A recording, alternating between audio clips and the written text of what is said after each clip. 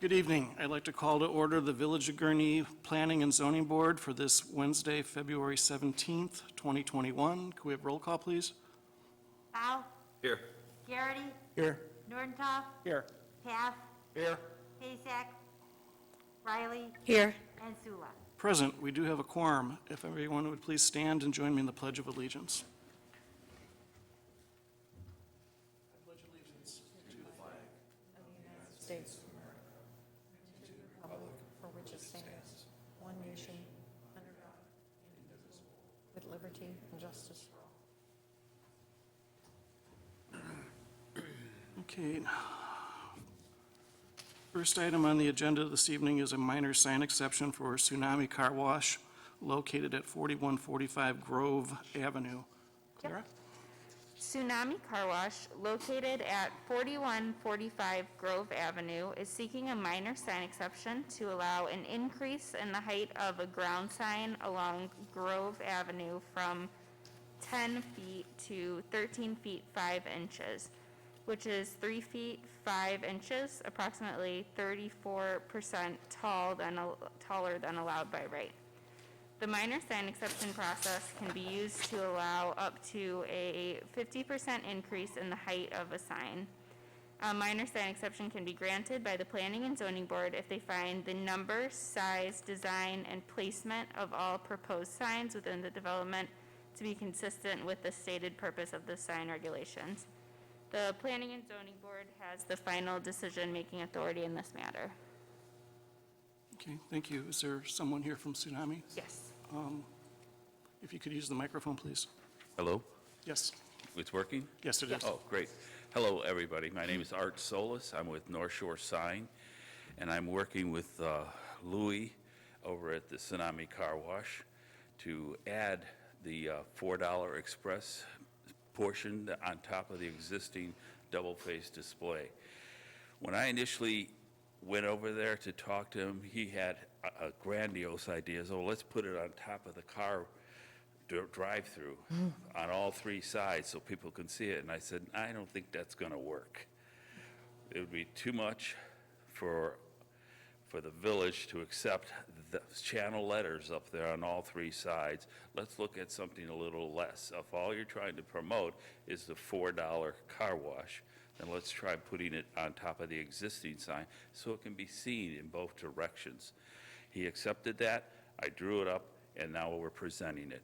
I realize that it's an addition to the existing sign, and it does increase the height, but it's decorative, and it is definitely a sign that tells the story of what he's looking for without being gaudy. That's all I can say. Okay, thank you. I'm going to go ahead and start. Frankly, I'm having a hard time getting behind this one. From my perspective, we've spent a lot of time on improving the quality of the signage in the village, and we have what I would consider to be categorized as a high-quality monument sign, and it's kind of taken it down a notch.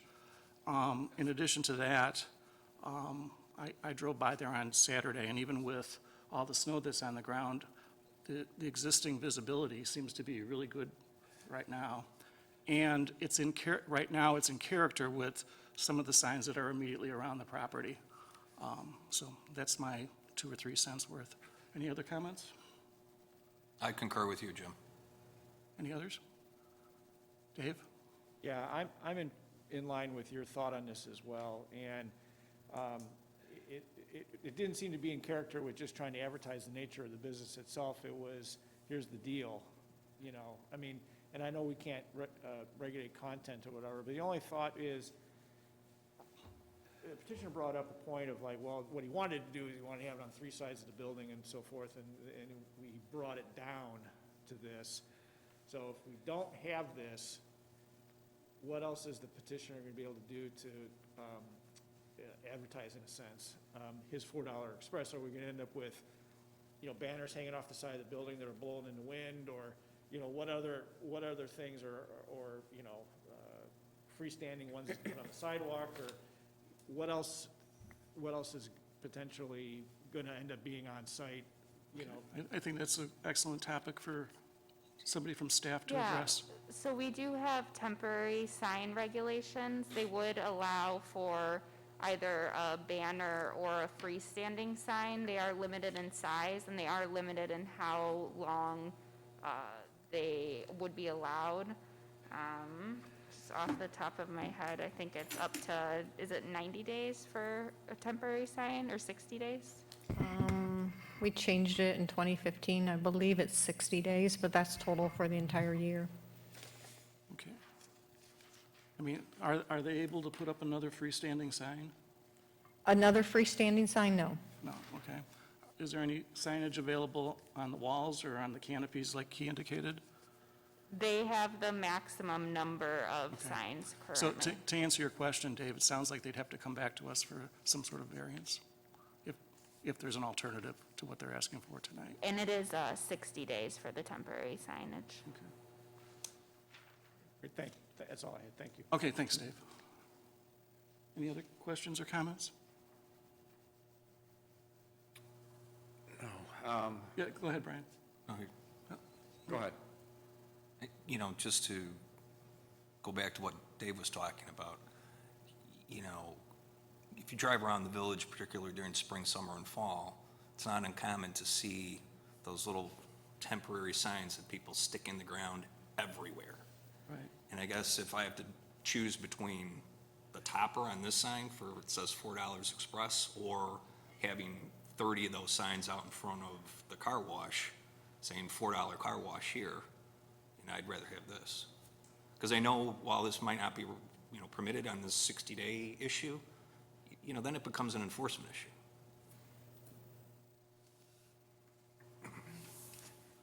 I guess my thought is that there is limitations on the temporary signs in terms of time frame, and I'd rather deal with a little bit of gaudiness for, go ahead, Trace.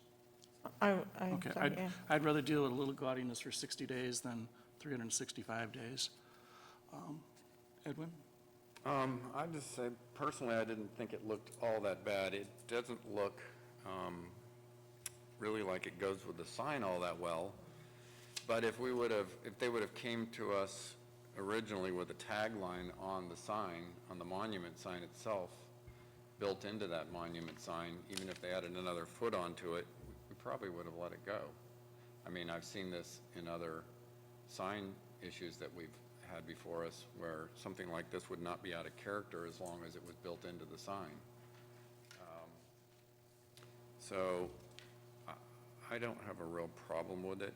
I mean, if he was just adding to the height of the sign, we probably would have had no issue with it. We've had other issues like that come before us, but anyway. Mike? I somewhat agree with you. I mean, if they were making it a monument sign that was taller and, you know, adding to the monument, I'd probably, You would prefer that? I would prefer that, but adding a channel type thing, I don't think is in the spirit of what we define as a monument sign. Yeah, Tim? So, you know, we have standards for the signs. This is being asked for an exception. We can what if on the, you know, temporary signs. I can't operate from a what if standpoint is whether or not this is, you know, worth an exception. I seem to agree with the majority that I don't think it is. Okay, thanks, Tim. Laura, did you have anything? I mean, like we were saying, it's a very impressive monument sign, and this $4 Express looks cheap compared to the rest of it. I'm wondering if it could be like all on one line and maybe just, you know, added to the monument instead of just kind of like, you know, two separate lines. I don't know if that would make it less Okay. gaudy. I hear you, but I'm not going to turn this into a drafting session to True. redesign the sign, so, Yeah. okay.